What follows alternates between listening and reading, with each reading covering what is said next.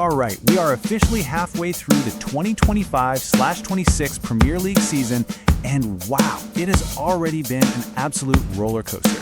We're talking drama, we're talking data, we're talking managerial chaos. So in this explainer, we're going to break down the story so far and use the numbers to really get to the truth behind the headlines. Let's dive in. So what is the story of this season? I mean, really, is it the absolutely nail-biting title race we've got going on? Or is it that desperate scramble for survival down at the bottom? Maybe it's the jaw-dropping performances from some of these players? Well, the truth is, it's a little bit of all three. And the data? Oh, the data tells a fascinating story. You know, the best place to start is always the league table itself, because right now, it is a tale of two completely different realities. At the very top, you've got this story of ambition and glory, but you look down at the bottom, and it is just a brutal fight for survival. Okay, up at the top, Arsenal are leading the pack, and you can tell they are dreaming of finally securing that elusive title. But they cannot get comfortable for a second. Manchester City are, as always, right on their heels. And the real surprise package? Aston Villa. They are matching them stride for stride. Even Manchester United are still in the mix for a Champions League spot. It is incredibly tight. Any slip-up could be absolutely devastating. Now let's just flip the whole script and look at the other end of the table. This is where the dream of Premier League glory turns into a complete nightmare. You've got West Ham, a club with European ambitions, stuck in the drop zone. Nottingham Forest are hovering just above the danger. And then there's Wolves, cut adrift at the bottom with a measly 8 points. The fight to stay up is going to be absolutely ferocious. But here's the thing, the league table can be deceiving. To really truly understand what's going on, we need to look at a key metric: expected goals, or XG as you probably know it. Now, in simple terms, XG tells us if a team is getting lucky or unlucky. It measures the quality of the chances they create and concede. Honestly, it's such a powerful tool for seeing what's really happening beyond just the final score. And this right here is where the data gets really interesting. This slide just exposes the season's biggest overachievers and underachievers. Just look at Aston Villa. They're flying high in third place, but their XG rank, it's a lowly 12. That means they are massively outperforming their underlying numbers. So are they clinical geniuses or just incredibly lucky? On the flip side, you've got Crystal Palace. They're way down in 15th, but their XG suggests they should be in the top half of the table. The numbers are basically screaming that they're a much better team than their league position shows. Of course, it's not just the players feeling the pressure.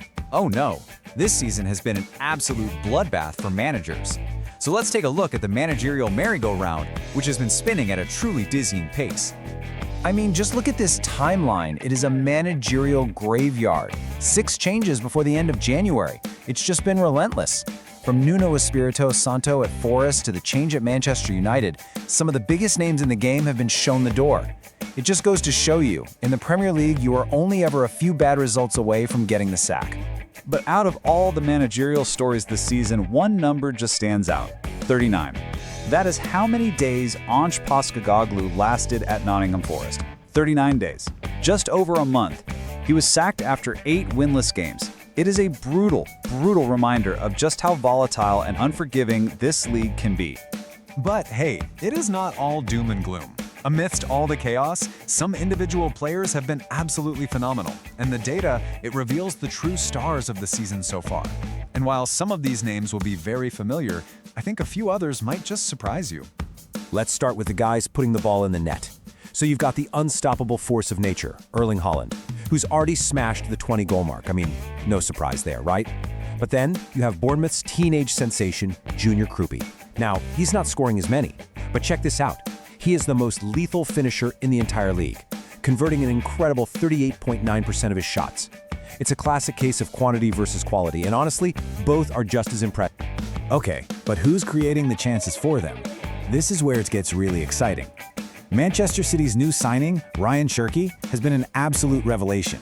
Even though he's played fewer minutes, he has already created more big chances than established stars like Bruno Fernandes and even his own teammate Jeremy Doku. The kid is a creative genius, and he's taken the league by storm. And what about the unsung heroes, huh? The players doing all the dirty work? We'll look no further than João Palhinha. Now he's at Spurs, and he is an absolute tackling machine. He's won more tackles than anyone else in the league, and it's not even close. He is the engine room of that Spurs midfield, and the data just proves he is the best in the business at what he does.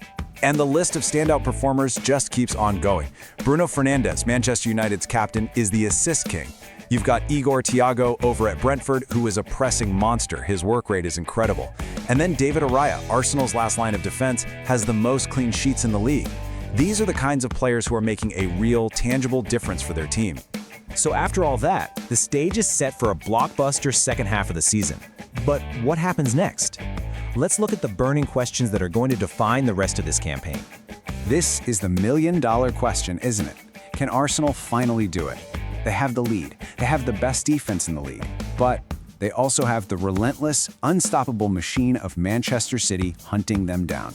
Will this finally be their year, or are they going to falter at the final hurdle again? And what about Aston Villa, this season's amazing surprise package? They've had a dream first half, but as we saw with that XG data, they've been riding their luck a little bit. So the big question is, can they continue to defy the numbers, or is their bubble about to burst in the second half of the season? You know, from the title race to the relegation dogfight, from tactical masterclasses to moments of sheer individual brilliance, this season has just been utterly unpredictable. The first half has given us a taste of the drama, but the final chapter, well, it's yet to be written. The only question left is, who will be the heroes and who will be the villains? We'll just have to wait and see.